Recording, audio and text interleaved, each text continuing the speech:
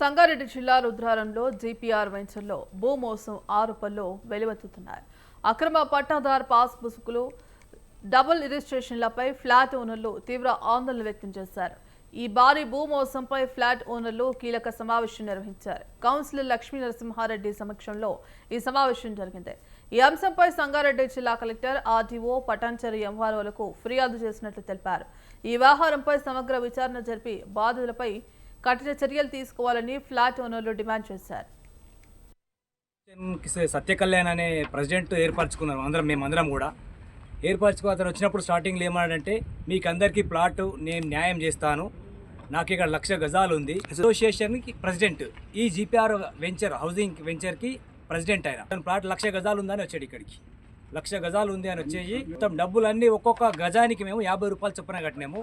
నా 200 గజాలకి 2,530 అంటే 3 చాలా పైసలు నేను కట్టాను. 10,000 కట్టాను నేను ఒక ప్లాట్కి. ఇట్లా చాలా మంది డబ్బులు కట్టారు. కొన్ని లక్షల డబ్బులు అతను తీసుకొని ఇక్కడ ఏం చేస్తుండో ఎవరికి తెలియదు. లాస్ట్కు భయభ్రాంతులకు గురి చేసి మన డాక్యుమెంట్లు ఏం పనికి ఇవన్నీ నాలుగేసుకుని పని చేస్తలేదు ఇప్పుడు అని చెప్పేసి, ఇప్పుడు ఇక ఇంత జరుగుతున్నా కానీ ఒక్క అసోసియేషన్ మెంబర్ రావట్లేడు, ఎవరు రావట్లేరు.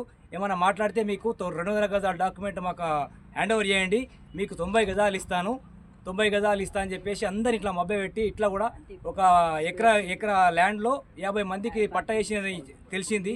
కానీ ఆ పట్ట వేసిన సంగతి కూడా అంటే అందరికి అవసరం లేదు, ఎవరో ఒకరు చేయండి అంటే అందరు కలిసి ఒకరోజు అందరు కలిసి మేము కాంప్లీట్ ఇచ్చాము. ఆ కాంప్లీట్ ఇప్పటివరకు కూడా దాన్ని ఏం చేస్తున్నారు, ఎంక్వైరీ చేస్తున్నాం తప్ప వేరే ఏం చేస్తలేరు.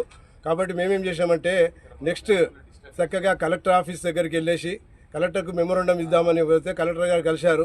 కలవంగానే కలెక్టర్ గారికి మా బాధలు ఇన్ని సార్ 3,000 మందికి ఇట్లా చేస్తున్న అన్యాయం జరుగుతుంది ఇన్ని ప్లాట్లు అనగానే మేడం గారు చాలా మంచిగా స్పందించి వాళ్ళు ఏమన్నారంటే ఇమ్మీడియట్గా ఆర్డీఓ గారిని, ఎంఆర్ఓ గారిని పిలిచి మీకు న్యాయం చేస్తామని చెప్పారు. తర్వాత ఆర్డీఓ దగ్గరికి వెళ్ళాము. ఆర్డీఓ గారు కూడా అవైలబుల్ లేకపోతే కింద వాళ్ళకి ఇచ్చేసి వచ్చాము. తర్వాత నెక్స్ట్ ఎంఆర్ఓ దగ్గరికి వెళ్ళాము. ఎంఆర్ఓ గారు ఏమన్నారంటే, నాకు తెలియదు, నేను జనవరి 10 తారీఖు జాయిన్ అయినా, నాకు 12 హాలిడేస్ వచ్చినాయి, నాకు పైనుంచి ఫోర్స్ వచ్చింది, నేను తెలియకుండా చేసిన అని చెప్పి ఆయన క్లియర్గా ఒప్పుకున్నాడు.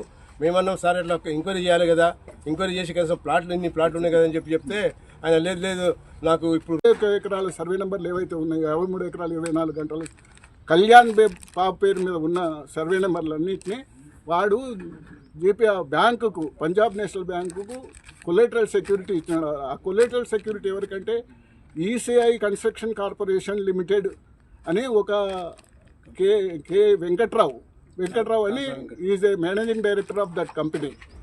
ఆయన వేరే ప్రాపర్టీస్ను కూడా పెట్టినాడు. ఆ ప్రాపర్టీస్కు మధ్యలో వీడు పోయి 2005లో కొద్దిగంత డాక్యుమెంట్స్ పెట్టినాడు. అక్కడ కొద్దిగా లోన్ తీసుకున్నాడు. తర్వాత 2006 మరియు 2008లో ఈ విధంగా పెట్టుకుంటూ 15 కోట్లు అగ్రికల్చర్ ల్యాండ్ అని పెట్టినాడు. అగ్రికల్చర్ ల్యాండ్ అని మార్టిగేజ్ చేసి ఆయన పేరు మీద కేసు